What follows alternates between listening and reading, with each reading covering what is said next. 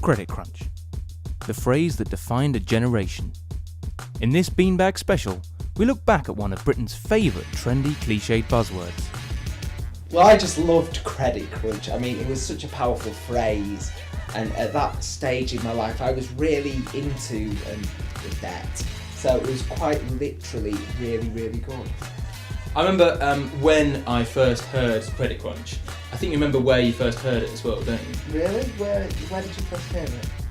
It was the news. The news. Oh yeah. It was the work of now legendary buzzword impresario Janine Topping, who transformed our lives and the way we speak by marrying a serious, even frightening prospect with delicious gastronomic imagery. Having scored near misses with phrases like the borderline racist Chinese chew and the frankly unpalatable tasty terrorism, Janine captured the public's affections. I'm still living off the royalties. It's ironic, really. Every time credit crunch was mentioned, the people who used it plunged further into debt. Still, I haven't been able to match it. My sophomore release had a rather lukewarm reception. A Barmer banana, what does that even mean? Hello, you've not heard of the number one man in politics and potatoes? McCain, waffly versatile. Oh yeah, I remember where I first heard that one. Yeah? Yeah, it was an advert. But by that time, Credit Crunch the musical had hit the West End. I can't believe it, I've been made redundant. Redundant? Why?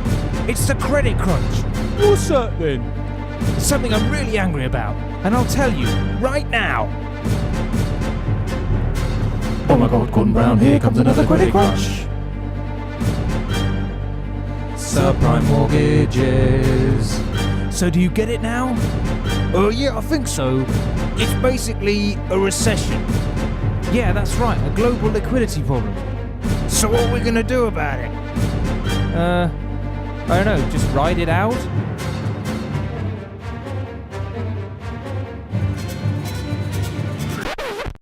No, it wasn't the hit we'd hoped for, and that was largely down to the fact that during the credit crunch, nobody had any money. And Barrymore. I remember she came out with Chinese chew. What do you think of that? Well, that was definitely when she was more true to her own artistic talents, before she went for the whole commercialisation. Before she went mainstream, yeah. And it wasn't a personal favourite of mine. I personally preferred Far East Beast. But, you know, she went with it, she stuck to her morals, and you've got respect for that. You know, Far East Beast is good. It's actually less racist, because a lot of people found Chinese chew racist, didn't they? Well, I mean, Far East Beast could be talking about any of them, really. Exactly, and they all look quite similar anyway. Listen, okay? Listen.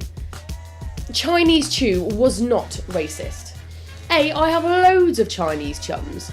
And B, chew, it's great double meaning. And if you ask me, it'll be criminal not to use it. Now who's the racist? But I think the best one I came up with was Funny Money. Hey, that's good though, that's good. It was good, it nearly got picked up, but it didn't really fit the situation. Did you get any money for that? No. Wasn't funny then, was it? I really racked my brains to come up with it, because, you know, I saw Janine on the telly and I saw she was just raking in money. I hope she can do it. And yeah, exactly, it was like, if Janine can do it, I can do it. And I came up with, what was it again? No, wait. No, it was good, I promise it was good.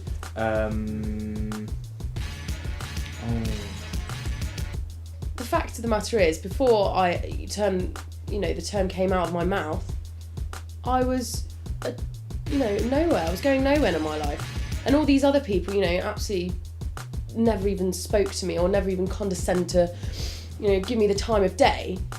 And, well, here I am now. I give people the time of day. I give to charities, Oxfam, Amnesty International, the Cats charity. I mean, you're now known as quite a businessman, aren't you? I've always been entrepreneurial. What does that mean? I think it's one of those terms that's just made up. Yeah, that no one really knows what it means. I like to think of it as meaning clever.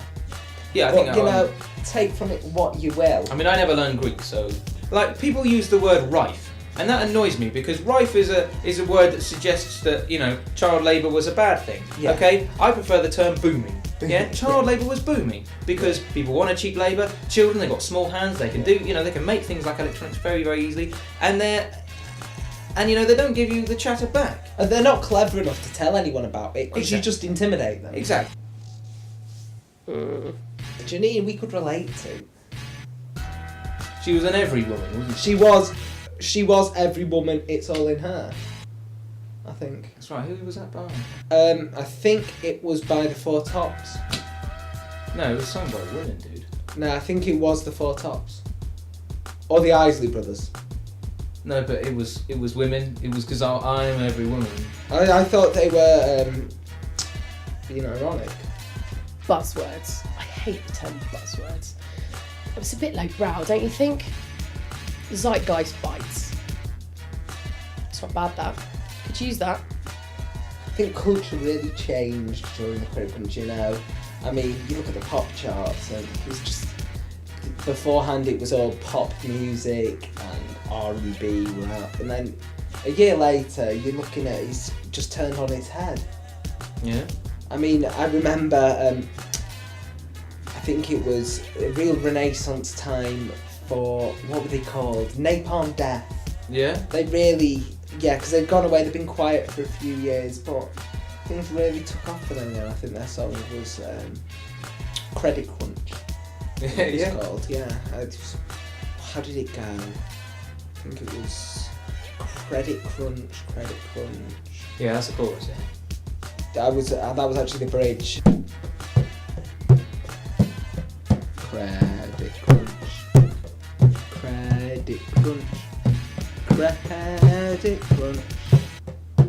Credit Crunch. That was it. It was more or less that, wasn't It was more in a speed metal style, but that was the gist of it. What would be your advice to anyone aspiring to create a trendy buzzword or phrase?